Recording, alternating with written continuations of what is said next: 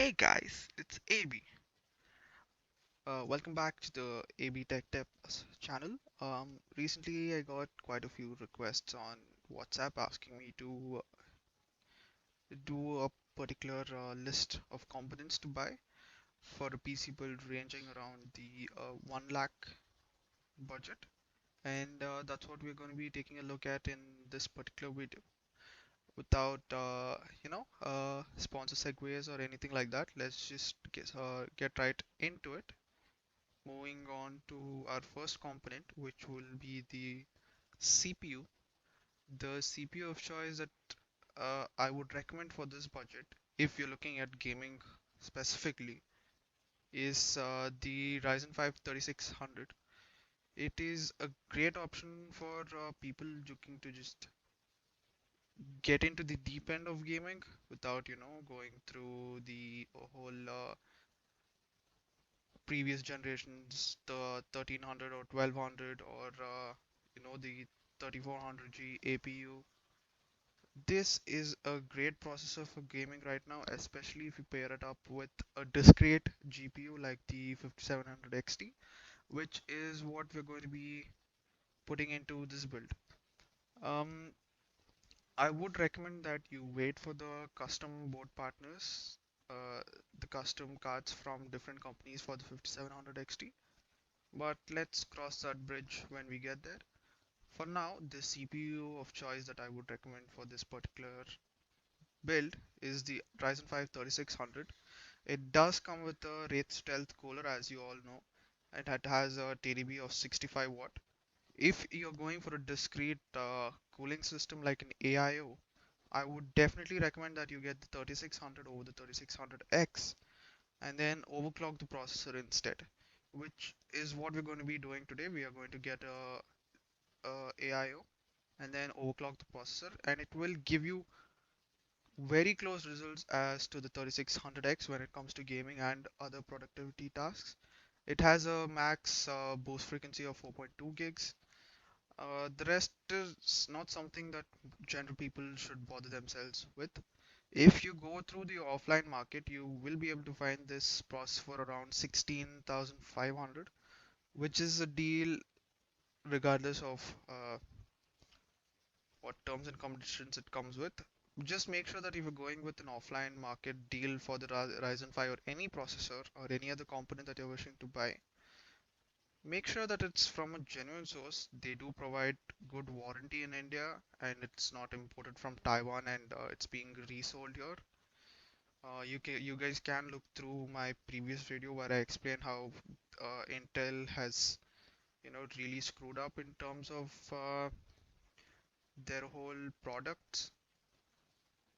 AMD has been doing good. It is going to provide a decently great warranty for your products, regardless of whether you buy from companies like Prime ABGB or perhaps even companies like MD Card, IT Depot. It does not matter if you buy it from local shops like the shops in SP Road or Nettoplace or any of the shops that you prefer. However, just be cautionary. It is my duty to ask you guys to be careful about what you're doing. That's about it. Uh, without further delay, let's get into the heart of the system, which is going to be the motherboard. The motherboard that I have chosen is the ASUS TUF Gaming motherboard. It is priced at around 17,000 right now, and I would definitely recommend that you go for this motherboard instead of the Asus Prime or any of the other motherboards.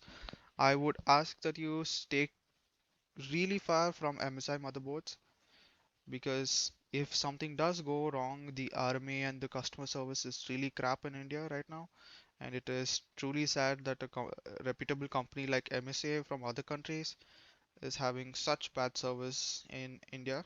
It really needs to be changed, and until then, let's stick to other brands. As I told you, you should choose the X570 Plus over the X570 Prime or any of the other motherboards priced at around 20k from ASUS.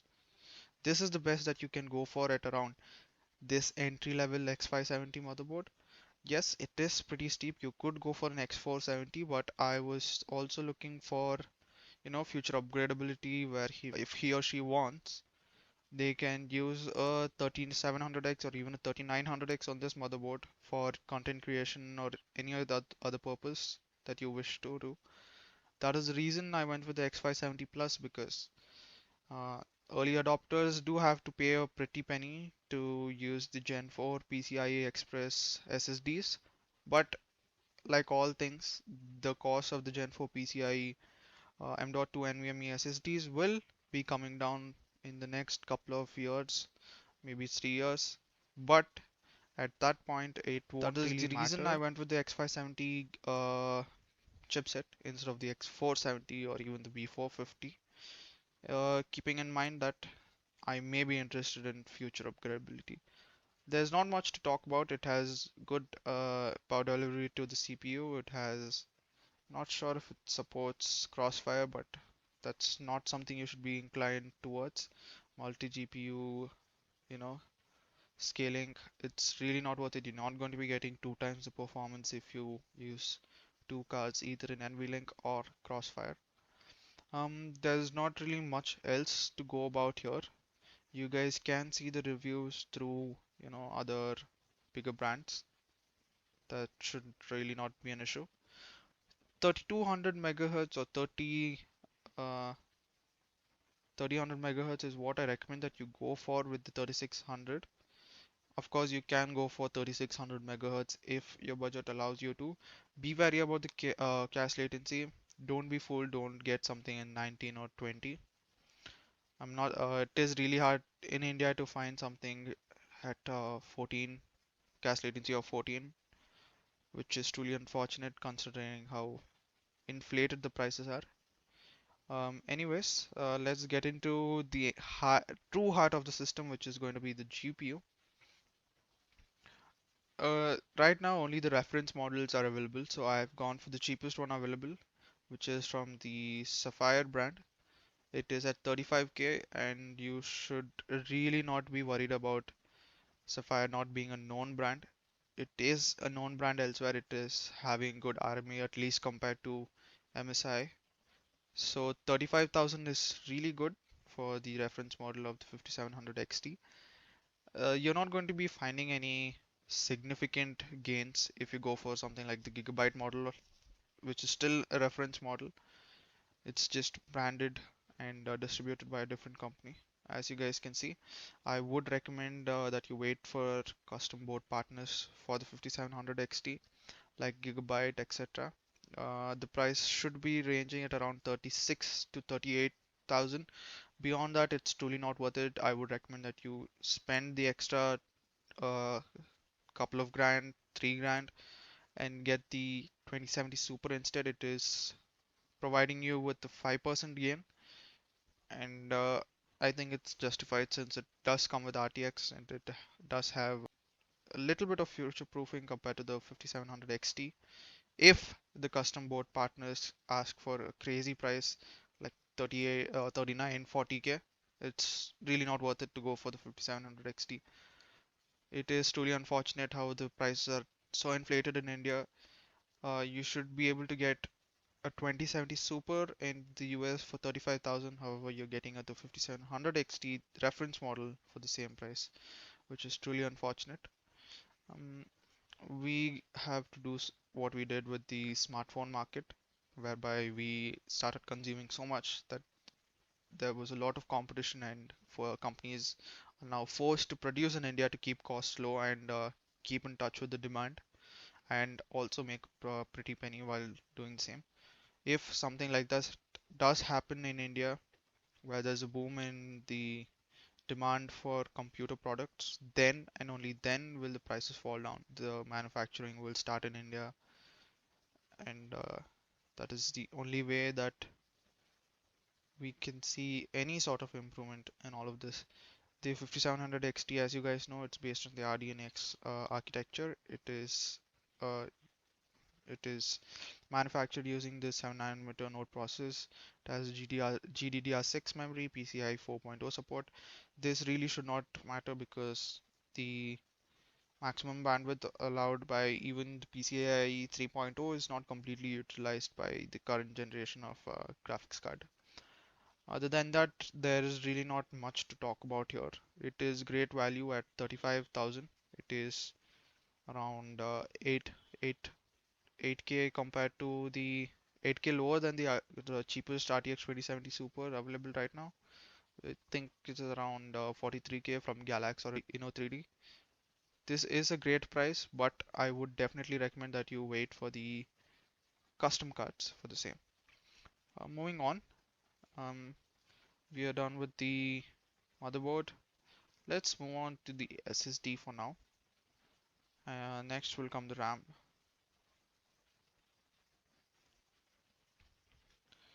Okay, sorry, I do have a slightly slow internet right now. I've used up all of my data. Really sorry about that. Anyways, at this budget, I would definitely recommend that you go for SSD. Don't be too worried about QLC, TLC, and all those stuff. As a normal consumer who is going to be primarily gaming, it really would not matter that much. I have gone with the 500 GB variant of the SSD for now because I just wanted to let you guys know how you should start up. You should definitely not go with the hard disk instead. Get the Crucial P1 3D9 500 GB M.2 NVMe SSD. As you guys know, it is an NVMe card. It does not have two notches like SATA M.2 SSD. This is great value. You will not be seeing much difference when it comes to loading times in games, etc. If you go with this or going with the top of the line Samsung 970 Evo Plus Pro, whatever it is. So I would suggest that you go for this particular SSD right now and get a 2 TB hard drive for your Steam library later on. Other than that, there's really not much to talk about. The sequential read and write speed is not something that you should see because that does not reflect in real world usage. It is based on the PCIe NVMe Gen 3 uh, technology. Other than that, there's not really much to talk about. I would definitely recommend this. It is great value for the price that it comes at. It is still inflated compared to other countries, but hey, it's still pretty good value. Moving on, let's look at the RAM.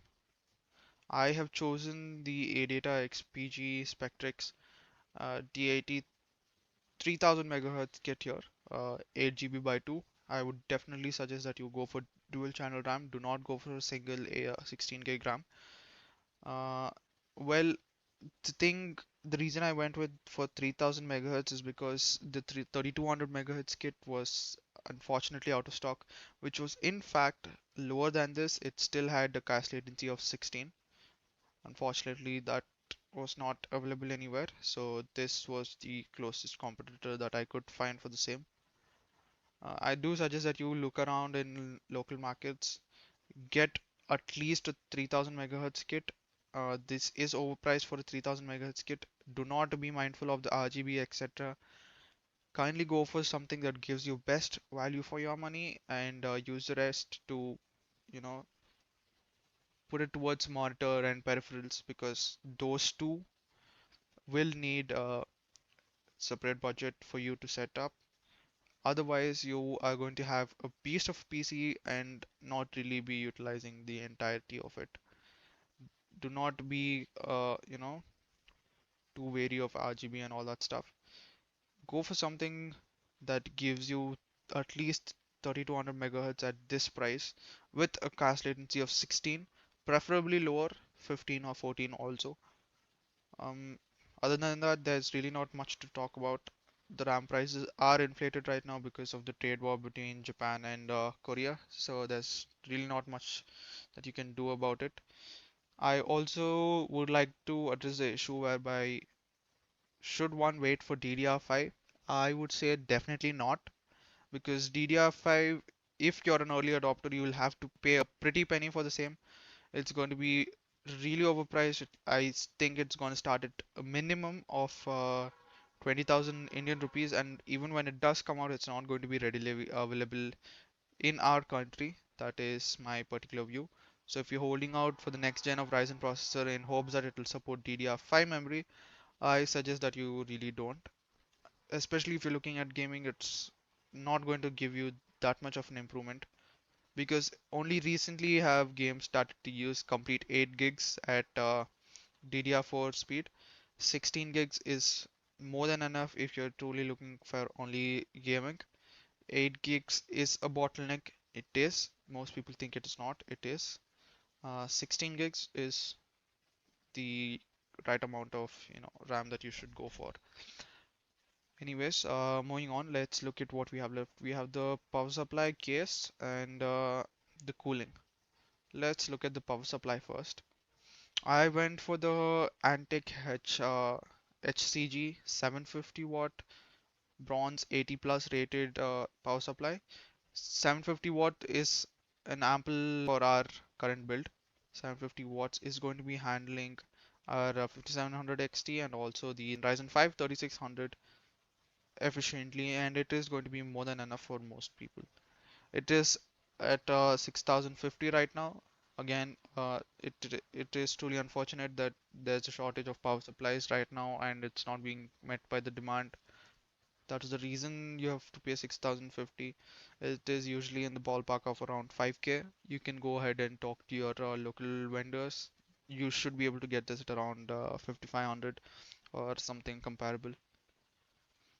There's really not much to talk about here. Antic is a reputable brand. It it is 80 plus, bronze certified. I would definitely suggest that you do go with this. This is the best deal I could find for an for a 750 watt PSU. Most others from Corsair and Cooler Master, even if it is bronze rated, are heavily overpriced.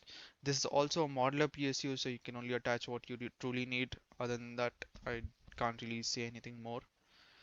Moving on, let's look at our cooling. As I said, we are not going to be using the stock cooler. And be mindful, please do get, if you're looking at an AIO, please do look into your case first. Some cases like ITX or mini ITX and all that stuff don't really support 280 rads. That is the reason I went with the H500, which we will be touching shortly. The Deepcool Gamerstorm Castle 280 is a great option right now compared to something like Corsair or Coolmaster. This is great value right now. It is obviously overpriced. We live in India. I'm gonna keep stating that because we have no option but to accept it. 10,600 is the price that MG Computer has quoted for this. You can look through other websites and see if you can find a 280 radiator for a cheaper price. Unfortunately, I couldn't find one. If I do, I will update the description very soon. Moving on, there's really not much to talk about it. This is going to be uh, more than capable of handling the 3600, even if you do plan on overclocking it a little. However, the NZXT H510 is a little constricting in terms of airflow, so do be mindful of that. Do run a lot of tests before you start uh, to, overclock and stuff. Look through the reviews. It is extremely similar to the H500, so don't be too wary about all those stuff. Right now, I do recommend the Deepcool Gamerstorm Castle 280 AIO for the case that we are going with. Further, and last, we are going to be looking at the case of our choice, which is the H510 here. It is not the I version. I really don't think it's worth 2.4k more just for the smart hub. It is really not worth it. Your motherboard is going to be uh, more than enough to handle the things that we're going to be using right here. As you guys can see, it is a pretty looking case. It is very minimal. It looks amazing and it will fit into any setup that you wish.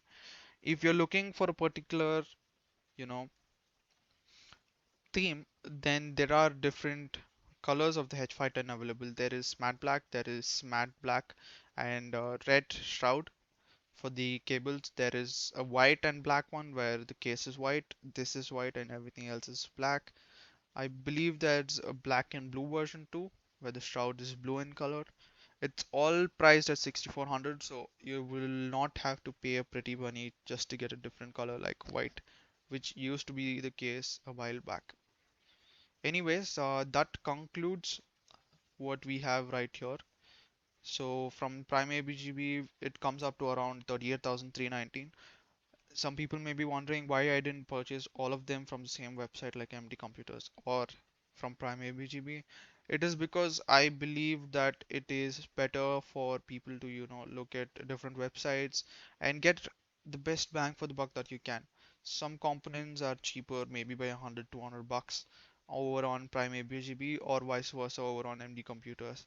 This is the best combination that I could find for this particular component list. That is why I have split it into MD computers and also into Prime ABGB. There's no other particular reason. Last but not least, let's just look at the total price. It is 38,319 over here, and it is 67,597 here. So that comes up to the roundabout of about 106k. Yeah, it is 1,06,000 ish for this entire build. Yes, it is a little over the 1 lakh, you know, cutoff that most people came here looking for. If you do want to remove that, I suggest that you remove the Deep Cool Gamerstorm Castle 280 RGB and get a couple of front intake fans. That is going to be enough to cool the 3600. You're not going to gain that much of an improvement if you go for an AIO. AMD has done a really good job there, where there is really not much room for overclocking and stuff. Even sites and brands like Silicon Rotary have commented on this, saying that they might run out of business like this if AMD continues to provide such a good quality of chips. If you are going to be removing this and getting two front intake fans instead, I would recommend that you look at Prime ABGB for the Noctua industrial PPC fans. Those are the best ones that you can get for any given uh, case, like the NZXT H510. It is great for the money and it's definitely worth it. It may be a little overpriced compared to what you're paying for some other RGB fans, but in my opinion, it's truly worth it. So if you're looking at air cooling it, I suggest that you ditch the deep cool GameStorm Castle 280 RGB AIO and get a 1 TB Crucial P1 SSD instead. That will still come up to exactly 1 lakh, and you can spend another 3000 on the Noctua fans, which is going to be more than enough for any particular case. As you can see, it is 1754 for one. I do say recommend that you go for the NF12 IPPC 2000 RPM fan instead of the 3000 to save a couple of $100, maybe 300. So this is what I would recommend that you get for the front intake fans, and it is going to be more than enough for the case. And if you're going with the stock Wraith Stealth cooler instead, 1607, it is truly a great proposition for this fan. They are definitely worth it as compared to something with RGB, etc. That concludes our particular long video. I'm sorry for the length of it. I'm new to all this. Let me just start getting into editing and stuff. And thank you for sticking around. If you guys liked the video, please do drop a like down below. And if you truly loved it, share it with your friends. Ask them to subscribe. It is truly going to keep me going. Thank you guys, and let me see you in the next video.